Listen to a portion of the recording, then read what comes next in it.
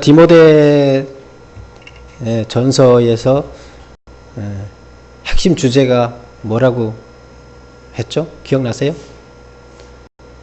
한번 더듬어 보세요. 6장까지 오면서 제가 쭉 얘기를 하면서 디모데한테 사도 바울이 편지를 썼죠. 근데 에베소에 담임을 하고 있는 디모데한테 편지를 썼는데 제일 문제가 항상 보면 그 서신서에는 핵심 주제가 있습니다. 그러면 디모데 전서의 핵심 주제는 뭘까요? 기억을 더듬어 보세요.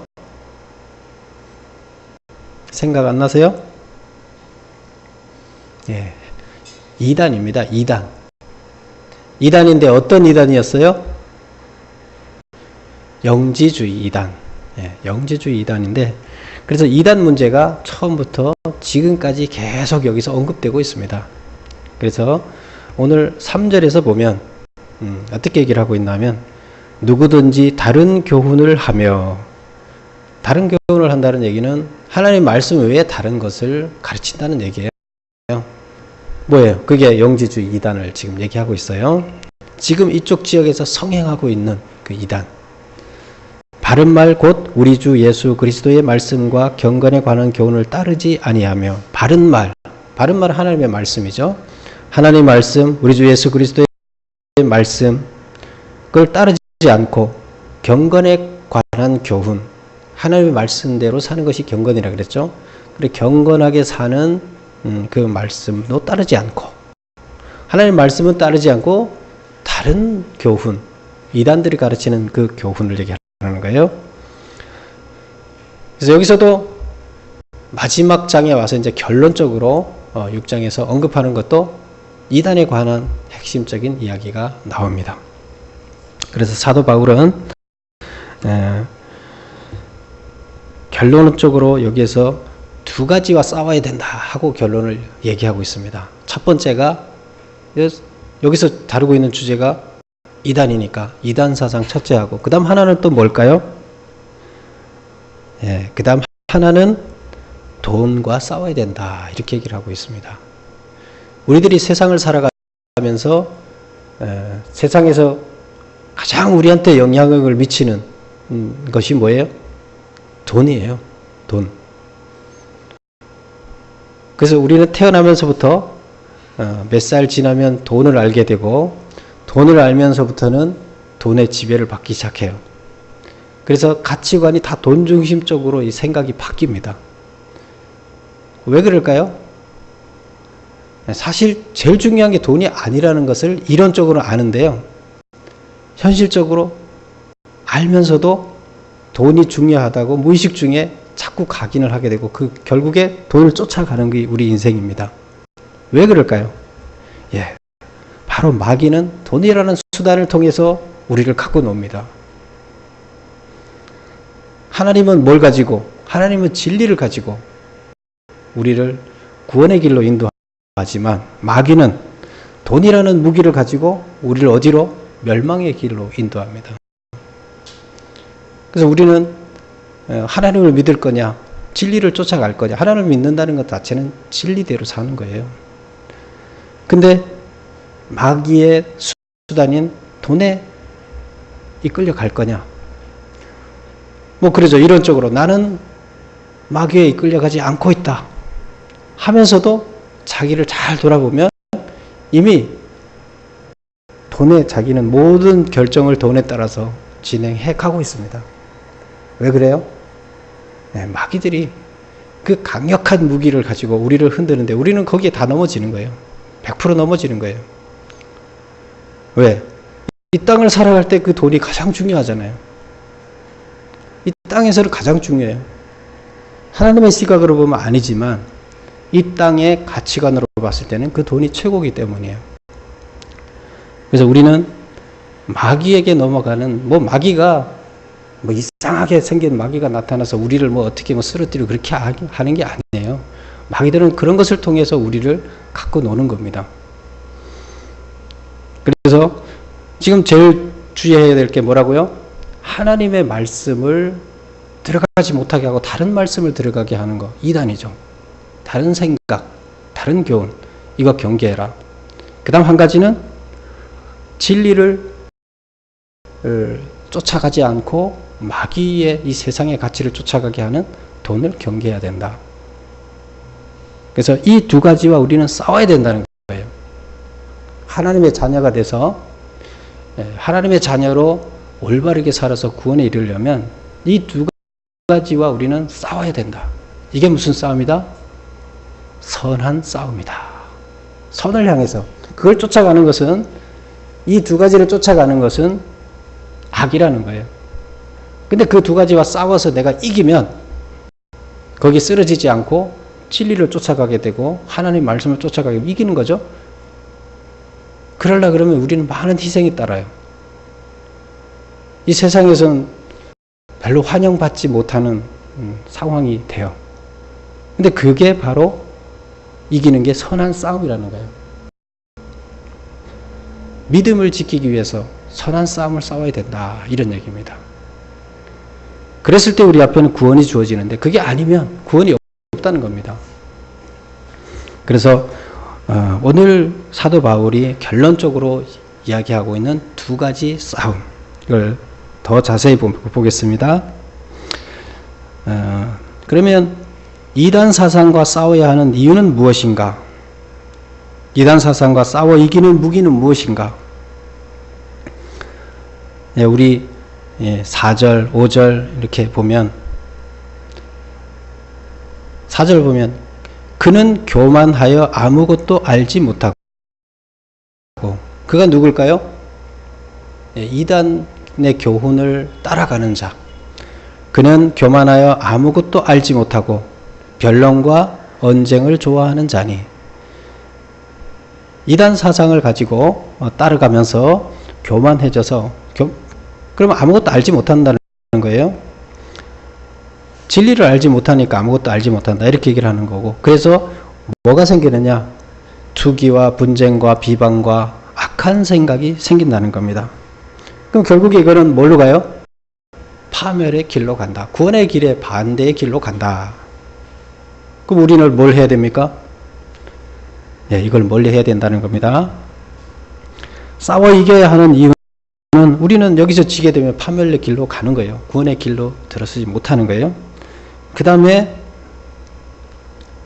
5절에 보면 마음이 부패하고 진리를 잊어버리게 되며 신앙을 돈벌이의 수단으로 사용하게 된다. 제일 중요한 게 신앙을 돈벌이의 수단으로 사용하게 된다. 오늘날 교회들을 보세요. 교회들이 대형화되면서 커지면서 결국 교회가 돈의 노예로 전락해 가고 있습니다. 교회에 커지면 헌금이 많이 들어오니까 그 돈이라는 것 때문에 자식에게 물려줘야 되는 거고, 또 여러 가지 이권 때문에 그 교회를 계속 유지해야 되고, 결국 뭐에? 돈의 노예가 되는 겁니다. 겉의 모습은 뭐예요? 교회예요. 그런데 실제적으로는 마귀의 지배에 의한 돈의 노예가 되는 겁니다. 그래서 여기서 보면 신앙을 돈벌이의 수단으로 사용하게 된다. 하나님을 비웃게 되는 겁니다. 그러니까 우리는 이런 모습으로 변하지 않아야 됩니다. 이것은 바로 이단 사상이 들어가 있기 때문입니다. 이단에 넘어지기 때문입니다. 그럼 이단을 이기는 무기는 뭐냐? 하나님의 말씀입니다. 경건의 교훈. 하나님의 말씀대로 가는 겁니다. 그래서 이단과 싸워 이기는 것은 다른 거 없어요. 하나님 말씀을 바로 이해하는 겁니다. 내가 바로 이해되지 않으면 우리는 쓰러질 수밖에 없어요. 이단의 그 교묘한 말장난에 우리는 넘어갈 수밖에 없어요. 뭐가 진리인지 알 수 없어요. 근데 우리가 교회를 몇 년을 다니면서도 누가 와서 얘기를 하게 되면 그것도 맞고 저것도 맞는 것 같고 진리는 없는 것 같고 뭐가 맞는지 모르겠다, 이렇게 계속 하게 되면 우리는 허송세월 보낸 거예요. 어떤 거에 대한 판단력이 서지 않고, 교회를 오래 다니면 다닐수록 판단력이 서져야 됩니다. 하나님의 말씀이 뭔지, 하나님의 뜻이 뭔지 자꾸 깨닫고 판단력이 서져야 되는데, 하나님의 하나님의 말씀 성경에 있는 진리를 깨닫지 못하게 되면 평생을 교회를 다녀도 마찬가지입니다. 누가 와서 흔들면 바로 흔들리게 되어 있습니다. 왜? 그 진리를 바로 이해하고 있지 못하기 때문이에요. 그러면 얼마나 억울해요. 평생 동안 열심히 교회 다니면서 이단 사상에 내가 들어와 있는데 나는 그거를 하나님을 잘 믿는 거라고 생각하고 열심히 충성을 하게 되면 얼마나 억울해요. 그렇죠? 열심히 안 했으면 안 억울해요. 대충 살았으면 지옥 가도 어쩔 수 없지 그러는데 열심히 신앙생활하고 지옥 가면 얼마나 억울합니까? 왜? 이단을 섬겼기 때문입니다. 마귀를 섬겼기 때문입니다. 그래서 우리는 이단 사상과 싸우고 성경을 바로 이해해서 이단 사상을 물리쳐야 하는 이유는 우리가 구원을 받기 위해서예요. 안 그러면 어느 순간인가 넘어가게 됩니다. 그 다음에 두 번째로 또 사도 바울이 경계하는 게 뭐라고요? 첫 번째는 이단 사상, 두 번째 돈. 그러면 돈을 사랑하는 마음과 싸워야 되는데 그 이유를 또 여기서 뭐라고 표현하고 있는지, 그리고 돈을 사랑하는 마음을 이기는 무기는 뭔지 한번 살펴볼까요?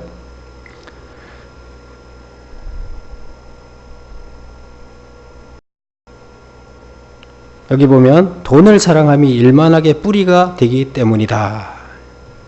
돈을 사랑하는 것이 일만하게 뿌리가 된다. 돈을 사랑하는 게 왜 악의 뿌리가 되나요?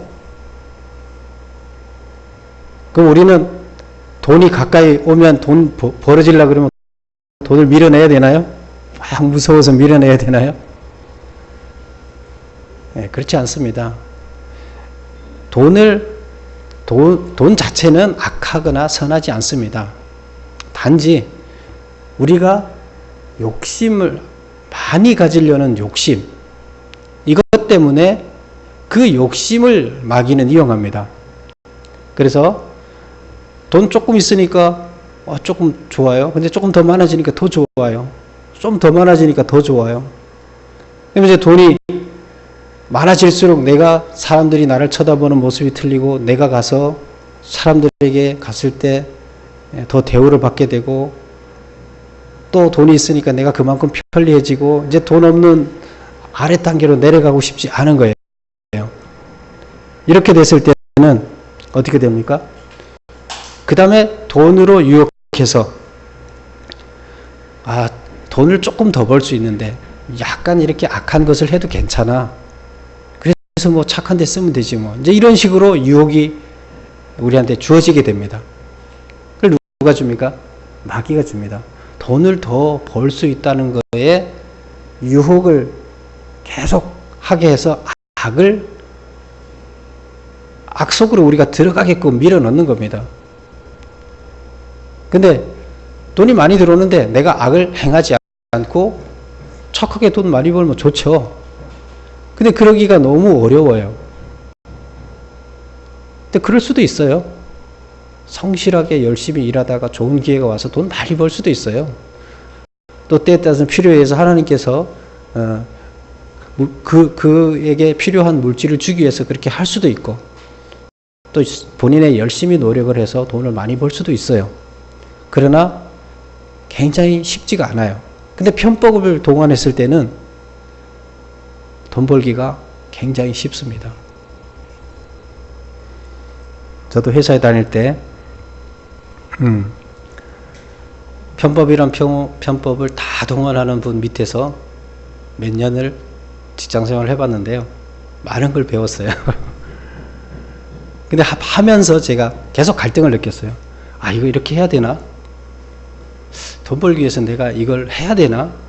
나쁜 짓인 줄 알면서 계속 양심에 찔리면서 이걸 내가 해야 되나 하는 갈등이 나한테 계속 주어졌어요.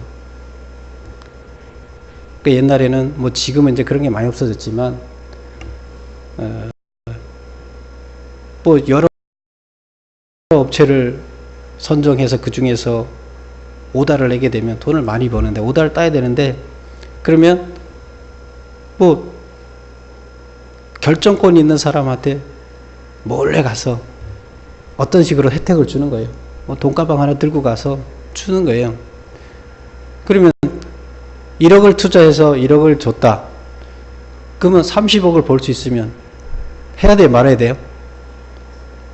예, 기업에서 뭐라 그러나 하면 기업이 살아남는 것은 무조건 돈을 벌고 난 다음이라는 거예요. 나쁜 짓을 하든 좋은 짓을 하든 일단 돈을 벌고 나서 문제라는 거예요. 남들 다 돈가방 갖다 주고 오다를 땄는데 너는 안 그래서 망하고 나면 너가 남는 게 뭐 있냐? 그러면 너가 지금 돈가방 주고 술자리에 가서 몰래 전달해 주고 와라. 그럼 30억이 이익이 100억 계약을 해서 30억의 이익이 난다. 순이익이 30억이 나요. 1억은 돈도 아니잖아요. 이게 세상의 논리예요. 그리고 현재 제가 다닐 때만 해도 그렇게 했어요. 저도 그렇게 했어요. 그래서 가면서 막 겁나요. 아, 이건 누가 와서 나 쫓아와서 돈 있는 거 알고 이거 차 세워놓고 사고 내고 이거 돈 주워가지는 않을까. 막 그런 것 때문에 진땀이 나요. 막 차가 가까이 붙거나 막 이러면. 근데 그러면서 마음에서 아, 이건 아닌데. 근데 그렇게 한 발짝 한 발짝 가게 되면 그게 뭐예요? 이제 거기서 벗어날 수가 없어요. 그게 뭐냐? 바로 여기서 얘기하는 돈을 사랑하는 겁니다. 그래서 돈 자체가 나쁜 게 아니라 돈을 더 벌고자 하는 욕심, 돈을 무엇보다 돈을 중하게 여기는 것. 아, 나는 이거 양심에 찔려서 못하겠습니다. 이렇게 하면 돈을 중하게 여기는 게 아니에요. 근데 여러 가지 상황을 봤을 때 그렇게 되면 내가 세상 살기가 너무 힘들어지니까 그냥 그렇게 하는 거예요. 이것은 선한 싸움이 아닙니다. 진 겁니다.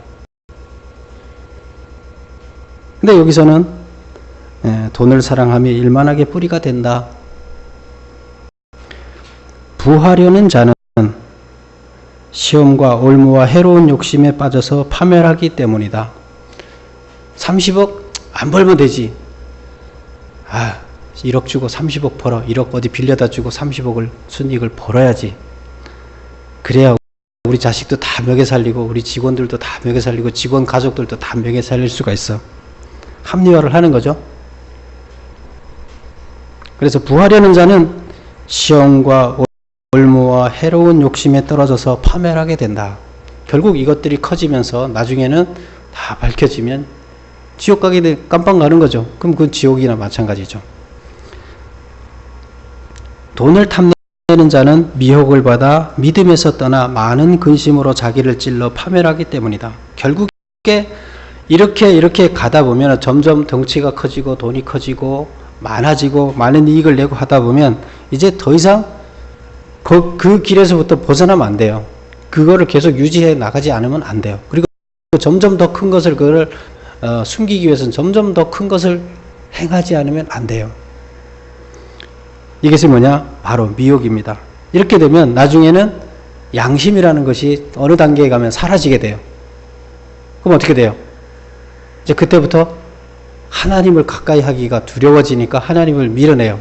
그리고 그냥 믿음에서 떠나게 됩니다.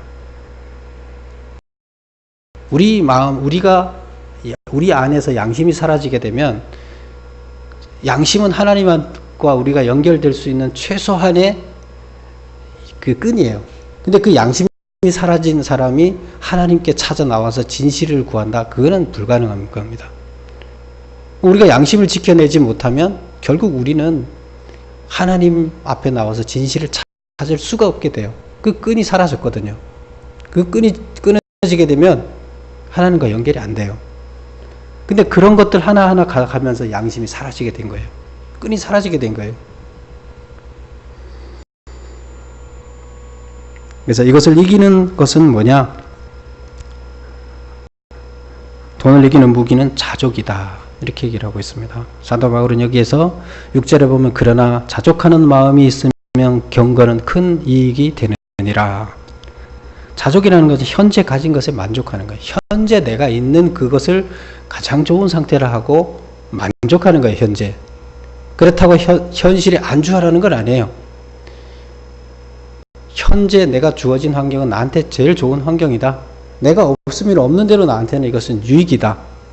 내가 훈련받는 기간이고 밥 못 먹고 살 정도가 되면 내가 더 그 훈련을 받아야 되는 단계구나. 이게 나한테는 가장 적합하구나. 자족을 하라는 얘기입니다. 이런 자족하는 마음을 가졌을 때는 돈과 싸워 이길 수 있다는 겁니다. 돈과 싸워서 지는 것은 뭐부터 사라진다고요? 양심부터 사라지게 됩니다. 그래서 우리는 사도 바울이 이 두 가지를 경계하는 이단 사상, 또 한 가지 돈을 사랑하는 마음, 이것들과 싸워서 밀어내야 된다. 여기에 쓰러지면 안 된다. 이겨야 된다. 이 얘기를 하는 겁니다. 이게 디모데한테만 얘기하는 거예요? 아니에요. 디모데 너도 그렇게 하고 너가 이걸 가르치라는 거예요. 지금 우리 6장 2절 맨 끝에 보세요. 너는 이것을 가르치고 고나라. 이것이라는 것은 지금부터 얘기하는 거예요. 2장 끝에 보면 그렇게 나왔죠. 이것을 그 다음에 나오는 것을 가르치라는 얘기예요. 지금 얘기하고 있는 것을 이것을 다 가르치라는 겁니다. 교인들한테. 그 다음에 성도들에게 믿음의 선한 싸움을 지속하여 승리하는 자가 되라고 한다. 믿음의 선한 싸움이 뭐냐? 예, 제가 이렇게 정리를 해봤습니다. 싸움의 대상은 믿음을 지키기 위해서 믿음을 져야 하는 악과 싸우는 거예요. 뭐 싸우라는데 뭘과 싸우는 거냐?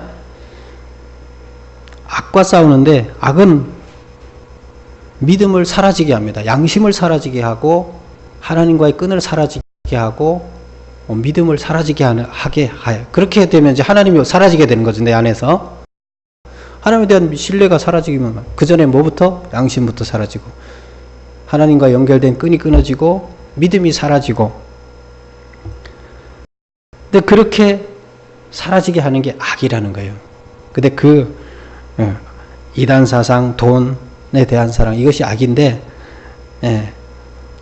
이것과 싸우는 것이다. 대상은 바로 이 악과 싸우는 것이다. 그 다음에 싸움의 방법은, 그럼 어떻게 싸울 거냐? 의와 경건과 믿음과 사랑과 인내와 온유를 실천해서 악이 발을 붙이지 못하도록 하는 것이다. 자, 의와 경건과 믿음과 사랑과 인내와 온유, 이런 삶을 통해서 결국 악이 우리 가운데 발붙이지 못하도록 하는 것이다. 그럼 싸움의 기간은 어떻게 하라고 나와 있느냐? 여기 보면 14절에 보면 그리스도께서 나타나실 때까지 흠도 없고 책망받을 것도 없이 이 명령을 지키라. 기약이 이르면 그리스도께서 오시면 재림하는 거죠. 하나님이 그의 나타나심을 보이시리니. 그래서 하나님이 마지막 날까지 하나님 나라가 완성되는 그날까지 선한 싸움을 계속해서 싸워야 된다는 거예요. 마지막까지 싸우라는 거예요. 우리가 살아있다는 것은 뭘 하는 거예요? 선한 싸움을 싸우는 거예요. 이단 사상과 돈을 사랑하는 마음과 싸우는 거예요. 그것이 우리의 삶을 결정하면 안 된다는 거죠.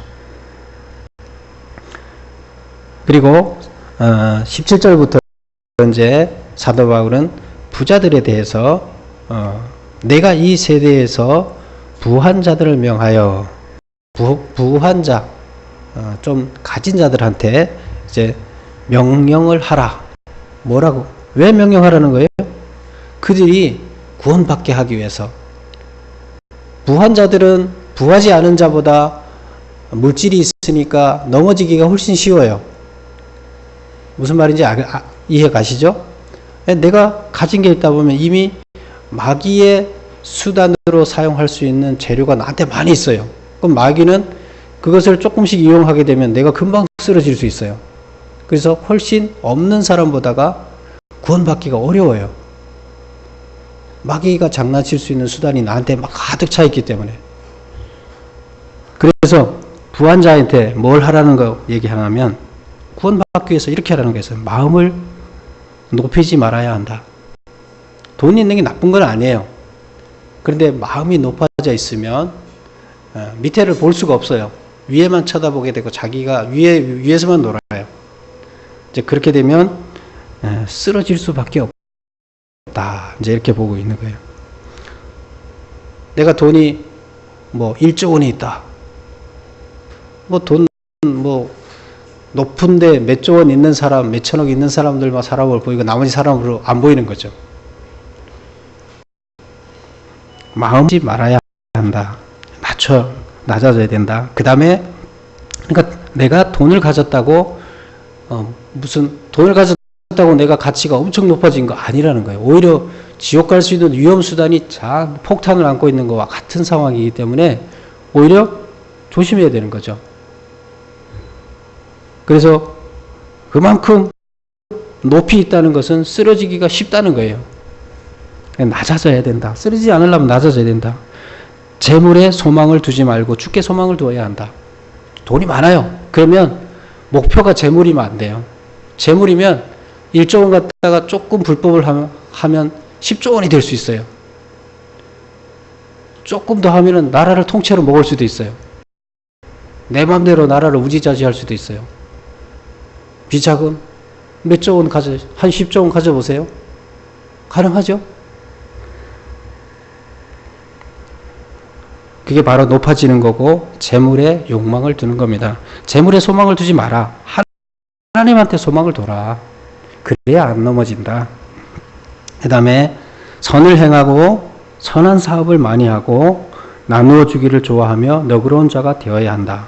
이 선을 행하고 선한 사업을 하는 것은 악과 대치되는 겁니다. 결국 이것을 통해서 악을 밀어내게 되는 겁니다. 악을 밀어내는 게 뭐예요? 선을 행하고 선한 사업을 하는 거예요.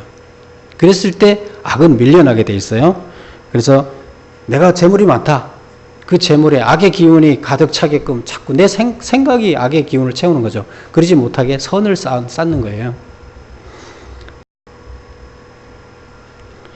그렇게 할 때 하늘 창고에 보물을 쌓게 되는 것이다. 오히려 그 많은 재물을 가지고 하늘 창고를 어마어마하게 채울 수 있어요. 그렇죠? 위험 요소는 많지만 또 하늘나라에 가서 대박을 낼 수 있는 어마어마한 돈을 하늘나라에 쌓을 수 있는 기회도 있는 거예요. 어느 걸 택할 거냐? 미래를 위한 든든한 터가 되고 참 생명을 얻게 해줄 것이다. 하늘나라에 쌓는 것이. 결국 자기 욕망을 위해서 쓰지 않고 하나님의 뜻에 따라서 쓰게 됐을 때는 하늘에 가서 큰 상을 받게 된다. 이렇게 되는 거죠. 그러면 재물이 좋은 거예요? 나쁜 거예요? 재물 자체는 좋거나 나쁘지 않아요. 그러나 그만큼 위험 요소가 커요. 또 위험 요소가 큰 만큼 더 상을 많이 받을 수 있는 기회도 있어요.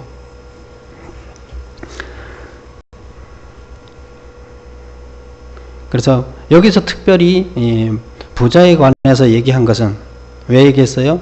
아까 이단 사상과 두 번째 돈을 사랑하는 마음, 부자들이 돈을 사랑하는 마음에 가까이 갈 수 있기 때문에 특별히 이제 여기서 그 두 가지를 얘기하면서 더 언급을 한 거고, 마지막으로 이제 20절, 21절 보면 디모데야, 망령되고 헛된 말과 거짓된 지식의 반론을 피함으로 내게 부탁한 것을 지키라. 내게 부탁한 것을 지키라는 것은 선한 싸움을 싸워서 이기라는 거예요. 그리고 망령되고 헛된 말과 거짓된 지식의 반론. 이단들이 와서 막 싸움을 걸을 때 거기에 일일이 그거 하지 말라는 거예요. 거기 뭐 대응해서 뭘 할 필요 없다는 거예요. 그렇게 되면 괜히 싸움에 휘말려서 그렇게 하니까 그렇게 하지 말라. 그냥 하나님 말씀 지키면서 따박따박 갈 길을 가라. 이렇게 얘기를 하는 거고, 이것을 따르는 사람들이 있어. 이단 사상을 따르는 사람들이 있어 믿음에 벗어났느니라. 구원을 받지 못하게 됐다는 얘기예요. 그래서 은혜가 너희와 함께 있을지어다. 은혜가 있어서 뭘 하라? 믿음에서 벗어나지 않도록, 이단 사상에 넘어가지 않도록 하라. 마지막에도 이제 이단에 대한 이야기로 결론을 맺습니다. 바로 이단 이 사상이 무서운 것은 그것이 맞는 것처럼 가짜가 항상 진짜같이 보이는 것이 세상입니다. 그래서 이단 사상들이 어떤 논리를 가지고 들어와서 하나님의 진리를 올바로 알고 있지 못할 때 우리들을 쓰러뜨릴 수 있는 요지는 얼마든지 있습니다. 그리고 우리는 하나님의 말씀을 모른다 그러면 이단 사상에 항상 쓰러질 수밖에 없습니다. 그래서 이것을 경계하라는 겁니다. 지금 에베소 교회는 기독교의 중심지가 돼 있어요. 이때 당시. 근데 그 에베소 교회가 만약에 이단에 물들어서 쓰러지게 되면 교회 안에 지금 이단이 잔뜩 들어와 있어요. 근데 그걸 물리쳐서 말씀으로 딱 세우고 이단 사상을 쳐내지 못하면 기독교가 무너지는 거예요.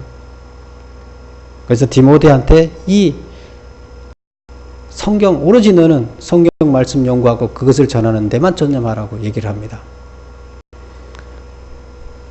우리들은 오늘 이 말씀이 곧 우리들에게 주는 아주 오늘날 우리에게 주는 메시지입니다.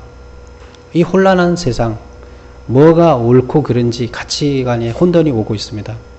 근데 사실 그것은 하나님의 진리를 올바르고 깨달았을 때는 가치관에 혼돈이 오지 않습니다.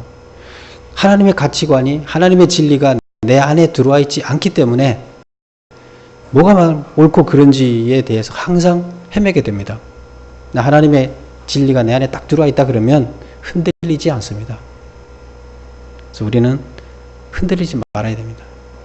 하나님의 진리가 내 안에 들어와 있고 또 내가 현재 자족하면 돈에도 노란하지 않습니다. 그래서 우리들은 이단의 사상, 세상의 어떤 가치관이 나를 흔들지 못하게 나를 지켜야 됩니다. 그리고 물질이 나를 내 양심을 버리게 하고 하나님과 연을 끊어지게 하는 믿음을 사라지게 하는 이 도구로 사용되지 못하도록 우리는 선을 행해야 됩니다. 그래서 양심을 계속 키우고 하나님과 연을 튼튼하게 갖고 가야 됩니다.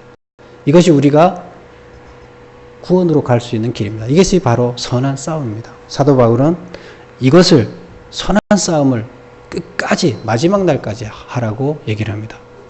디모데야, 너는 이 선한 싸움을 마지막까지 해야 된다. 그리고 성도들에게도 이렇게 하라고 가르쳐라 하고 있습니다.